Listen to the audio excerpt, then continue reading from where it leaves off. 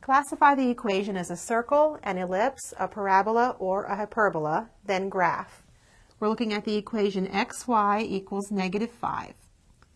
This is a non-standard form of an equation, but it is an hyperbola. Whenever we have the product of two variables equal to a number, the graph will be a hyperbola.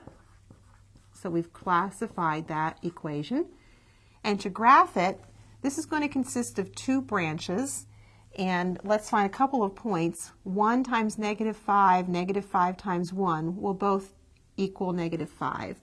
So we have a point -5 times 1, -1 times 5, and then 1 times -5 and 5 times -1 gives me a few points that will graph this. I'll have two branches, and I can just sketch